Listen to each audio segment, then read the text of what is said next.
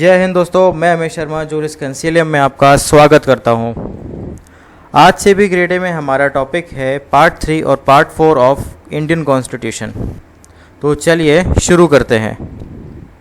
देखिए, आदमी जब पैदा होता है तो वो अपने साथ कुछ प्राकृतिक अधिकार लेकर आता है, और जब वही आदमी बड़ा हो जाता है तो सामाजिक व्यवस्था का अंग हो जाता है, तो उसे अपने व्यक्तित्व के निखार के लिए क्रीम पाउडर की ज़रूरत होती है। बिल्कुल सही, उसे मूल अधिकार चाहिए होते हैं ताकि वो समाज का हिस्सा बन सके, उसका लाभ लेकर राज्य व्यवस्था में सहभागिता दे, उस राज्य की पॉलिटिकल सिस्टम में पार्टिसिपेट करे और समाज को एक नए आयाम तक लेकर जाए। अब इसके लिए राज्य सुनिश्चित करता है कि वह अपने नागरिकों को मूल अधिकार दे और बदले में मूल कर्तव्य की अपेक्षा रखता है, और हमारे लिए यही व्यवस्था हमारा संविधान बनाता है। वैसे तो हमारे संविधान में फंडामेंटल राइट अलग अलग चैप्टर्स में बटे हुए हैं, उनको हम यहाँ स्क्रीन पर फ्लो चार्ट में लेकर आए हैं। हम पहले इनका ब्रीफ इंट्रोडक्शन ले लेते हैं। पहला अधिकार है राइट टू इक्वलिटी,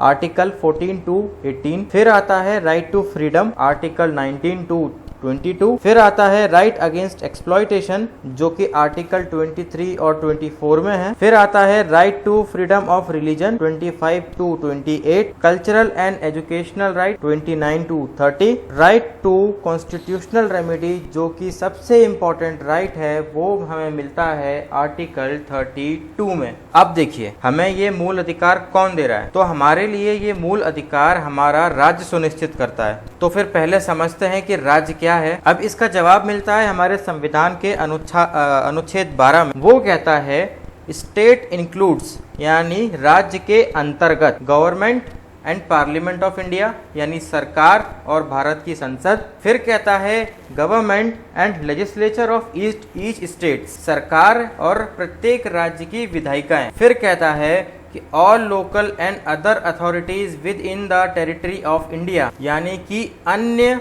समस्त स्थानीय संस्थाएं, या कहें तो अन्य समस्त स्थानीय प्राधिकार जो कि भारत की सीमा के भीतर आते हैं, और ऐसे समस्त स्थानीय निकाय जो केंद्र सरकार के नियंत्रण में है। अब हम जब हमारी समझ के हिसाब से बहुत ज़्यादा परेशान हो गए कि भाई राज्य क्या है, तो साहब यही सवाल मद्रास हाईकोर्ट में उठा, और ये सवाल यूनिवर्सिटी ऑफ मद्रास बनाम शांताबाई AIR 1954 के मामले में आया, और इसमें मद्रास हाईकोर्ट ने एक सिद्धांत बताया।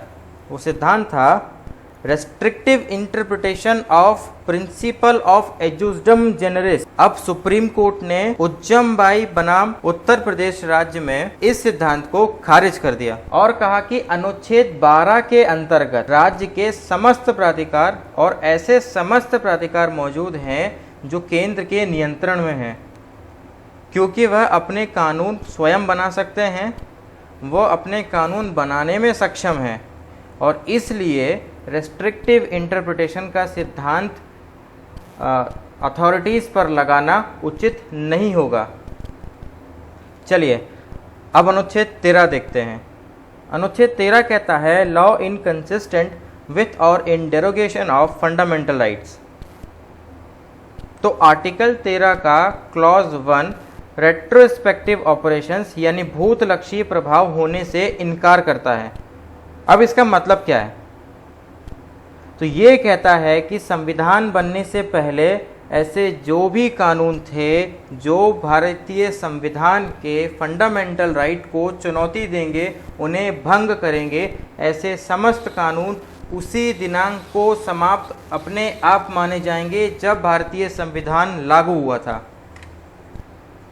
अब जब इस सवाल से अलग खड़े हुए तो सवाल उठा, क्या जुडिशियल रिव्यू यानी कि न्यायिक पुनर्विलोकन अनुच्छेद 13 के अंतर्गत आता है? तो केशवानंद भारती और मिनर्वा मिल्स के मामले में जुडिशियल रिव्यू यानी न्यायिक पुनर्विलोकन को बेसिक स्ट्रक्चर माना गया। अब जब हम अनुच्छेद 13 पढ़ते हैं तो यहाँ पर एक सिद्धांत दिखाई देता है। उस सिद्धांत का नाम है आच्छादन का सिद्धांत, डॉक्ट्रिन ऑफ इक्लिप्स। अब ये इक्लिप्स क्या कहती है? ये कहती है कि जिस तरह ग्रहण लगने से पृथ्वी, चांद और सूरज एक सीध में आ जाते हैं और सूरज पर धब्बा लग जाता है, उसी तरह कोई भी कानून जब संविधान में मौजूद मौलिक अधिकारों को छाया देता है, यानी कि उन पर ग्रहण लगाता है, ऐसा कोई भी कानून इक्लिप्स के अंतर्गत आएगा। तो अब अगर कोई ऐसा कानून जो डॉक्ट्रिन ऑफ इक्लिप्स आच्छादन के सिद्धांत के अंतर्गत आया तो उसका क्या नतीजा होगा? तो इसी डॉक्ट्रिन में सुप्रीम कोर्ट ने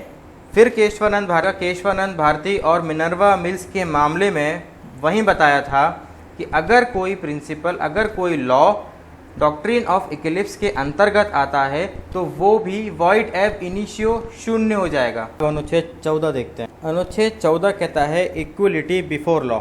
इसके आगे कहता है कि the state shall not deny to any person equality before the law और equal protection of the law within the territory of India. अब इसमें दो कंसेप्ट आते हैं। पहला कंसेप्ट आता है इक्वलिटी बिफोर लॉ, जो नेगेटिव लैंग्वेज में है, यानी इक्वलिटी बिफोर लॉ को अगर हम नेगेटिव सेंस में देखें तो वो क्या कहता है? वो कहता है there is no special privilege of anyone. फिर हम इसका दूसरा भाग देखते हैं, वो है इक्वल प्रोटेक्शन ऑफ लॉ, ये पॉजिटिव सेंस। अब इसी अनुच्छेद 14 में दो डॉक्ट्रिन आती हैं। एक डॉक्ट्रिन है डॉक्ट्रिन ऑफ नेचुरल जस्टिस और दूसरी डॉक्ट्रिन है रीजनेबल क्लासिफिकेशन, युक्त विभाजन। अब अनुच्छेद 15 देखते हैं। तो अनुच्छेद 15 कहता है कि prohibition of discrimination on ground of religion, race, caste, sex, place of birth, यानी धर्म, मूलवंश, जाति, लिंग या जन्म स्थान के आधार पर विभेद पर प्रतिषेध। अब इसका पहला उपखंड कहता है कि नो डिस्क्रिमिनेशन अगेंस्ट सिटीजन, यानी कि नागरिकों के खिलाफ कोई भी भेदभाव नहीं किया जाएगा। अब इससे एक बात तो समझ आ गई कि अनुच्छेद 15 का नेचर भारत के नागरिकों के लिए है। फिर इसका दूसरा उपखंड कहता है कि no discrimination as to use और एक्सेस टू पब्लिक प्लेस। फिर इसका तीसरा उपखंड कहता है कि special provision for women and children. अब दोस्तों यहाँ पर जो इसका छठा प्रोविजन है वो अभी 2019 में जोड़ा गया है और ये कहता है कि इस अनुच्छेद या अनुच्छेद 19 के खंड 1 के उपखंड 6 या अनुच्छेद 29 के खंड 2 की कोई बात राज्य को खंड 4 और खंड 5 में उल्लेखित वर्गों से भिन्न नागरिकों के आर्थिक रूप से दुर्बल किन्हीं वर्गों की उन्नति के लिए कोई भी विशेष उपबंध करने से निवारित नहीं करेगी। यानी कि अगर सरकार इकोनॉमिक वीकर सेक्शन या EWS के लिए कोई भी कानून बनाती है तो हमारा प्रोविजन 4 और 5 और आर्टिकल 29 का क्लॉज 2 और इसी तरह आर्टिकल 19 का क्लॉज 1 राज्य को रोक नहीं सकता। फिर इसी में आगे स्पष्टीकरण देते हुए कहता है कि इस अनुच्छेद यानी अनुच्छेद 15 और अनुच्छेद 16 के प्रयोजनों के लिए आर्थिक रूप से दुर्बल वर्ग यानी इकोनॉमिक वीकर सेक्शन वो होंगे जो राज्य द्वारा कुटुंब की आय यानी फैमिली इनकम, आर्थिक अलाभ के अन्य सूचकांकों के आधार पर समय समय पर अनुसूचित किए जाएंगे, यानी कि बेसिस ऑफ फैमिली इनकम और other indicators of economic disadvantage. चलिए अब अनुच्छेद 16 देखते हैं। अनुच्छेद 16 कहता है लोक नियोजन के विषय में अवसर की समानता, equality of opportunity in matter of public employment. पहला खंड कहता है इसका मैटर रिलेटिंग टू एम्प्लॉयमेंट और अपॉइंटमेंट। इसका सेकंड क्लॉज है no discrimination on ground of religion, race etcetera. फिर इसका सबसे इम्पॉर्टेंट पॉइंट जो अमेंडमेंट से जोड़ा गया था वो था आर्टिकल 16 का क्लॉज 4B। ये कैरी फॉरवर्ड लॉ को बस समझाता है। अभी 2019 में इसमें एक अमेंडमेंट हुआ है, उस अमेंडमेंट का नंबर है 103। 103 संवैधानिक संशोधन से अभी इसमें इकोनॉमिक वीकर सेक्शन से संबंधित प्रावधान जोड़े गए हैं जो हमने अभी अनुच्छेद 15 में पढ़े। आगे बढ़ते हैं अनुच्छेद 17। अनुच्छेद 17 कहता है एबॉलिशन ऑफ अनटचेबिलिटी। अब के अंतर्गत जो अन्य कानून आते हैं वो अनटचेबिलिटी ऑफेंडर्स एक्ट 1955 और the protection of civil right 1955। फिर आता है अनुच्छेद 18 एबॉलिशन ऑफ टाइटल्स। अब इस अनुच्छेद में स्पष्ट कहा गया है कि मिलिट्री और एकेडमिक डिस्टिंक्शन से लोगों को छोड़कर बाकी कोई भी व्यक्ति टाइटल धारण नहीं कर सकेगा। अब इसमें अपवाद है, वो अपवाद है राष्ट्रीय पुरस्कार, जैसे कि किसी को भारत रत्न मिला है किसी को पद्म भूषण मिला है, तो वो अपने नाम के आगे ये डेजिग्नेशन लगा सकता है, ये टाइटल का इस्तेमाल कर सकता है। अब आता है अनुच्छेद 19। अनुच्छेद 19 कहता है वाक स्वतंत्र आदि विषय कुछ अधिकारों का संरक्षण, यानी कि protection of certain rights regarding freedom of speech. अब इसका पहला क्लॉज कहता है कि all citizen shall have right. अब अनुच्छेद 19 ने तो खुद बता दिया कि ये जो अधिकार दिए जाएंगे वो केवल नागरिकों के लिए होंगे। फिर इसका उपखंड यानी अनुच्छेद 19(1) का उपखंड ए कहता है to freedom of speech and expression. इसका उपखंड बी कहता है right to assemble peaceably without arm. फिर इसका उपखंड सी कहता है टू फॉर्म एसोसिएशन और यूनियन। इसमें संवैधानिक संशोधन के द्वारा 97th अमेंडमेंट एक्ट के द्वारा कोऑपरेटिव सोसाइटी को जोड़ा गया। फिर इसमें सब क्लॉज डी आता है और कहता है right to move freely throughout the territory of India. फिर इसमें 19(1) का सब क्लॉज ई आता है और कहता है to reside and settle in any part of the territory of India. तो अब आपको वाक और अभिव्यक्ति की स्वतंत्रता दी, शांतिपूर्ण और निरायुध सम्मेलन का अधिकार दिया, संगम या संघ बनाने का अधिकार दिया, भारत के राज्य क्षेत्र में सर्वत्र और आबद्ध संचरण का अधिकार दिया, भारत के राज्य क्षेत्र में किसी भी भाग में निवास और बस जाने का अधिकार। तो अब यहाँ ये सवाल उठता है कि क्या मेरे ऐसे अधिकार जो किसी को कष्ट पहुँचाए, किसी को दुख पहुँचाए, तो क्या ये मेरे अधिकार वैध हैं? तो हमारा अनुच्छेद 19 खुद हमें बताता है कि आपके ये अधिकार 100% नहीं है।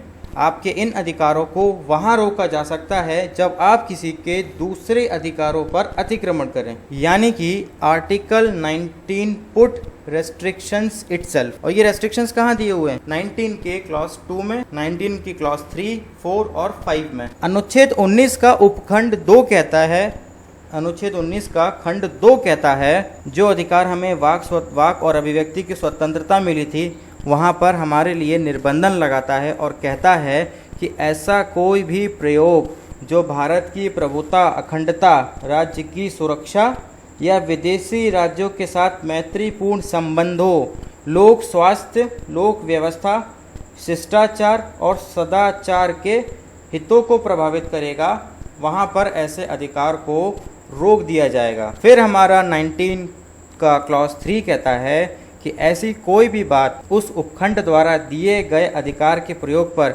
जो भारत की प्रभुता और अखंडता या लोक व्यवस्था के हितों में युक्ति युक्त निर्बंधन जहाँ तक कोई विद्यमान विधि अधिरोपित करती है, यहाँ तक उसके परिवर्तन पर प्रभाव नहीं डालेगी या वैसे निर्बंधन अधिरोपित करने वाली कोई विधि बनाने से राज्य को निवारित नहीं करेगी। अब हमारा अगला अनुच्छेद है अनुच्छेद 20। अनुच्छेद 20 कहता है अपराधों के लिए दोष सिद्धि के संबंध में संरक्षण, protection in respect of conviction for offence. अब इसका जो क्लॉज 1 है वो कहता है no person shall be convicted of any offence except for violation of a law in force at the time of the commission of the act। अब इसकी भाषा समझते हुए ऐसा लगता है कि ये एक्स पोस्ट फैक्टो लॉ की बात करता है। फिर हम इसका खंड 2 पढ़ते हैं तो पता चलता है और कहता है कि किसी व्यक्ति को एक ही अपराध के लिए एक बार से अधिक अभियोजित और दंडित नहीं किया जाएगा। ये जो सिद्धांत है वो हमारा डबल जीओपार्डी यानी दोहरे दंड के प्रावधान की ओर संकेत करता है। अब जब हम इसका 3rd क्लॉज देखते हैं तो कहता है कि किसी अपराध के लिए अभियुक्त किसी व्यक्ति को स्वयं अपने विरुद्ध साक्षी होने के लिए बाध्य नहीं कर सकता और ना ही किया जाएगा। ये सेल्फ इंक्रिमिनेशन के सिद्धांत की ओर इशारा करता है।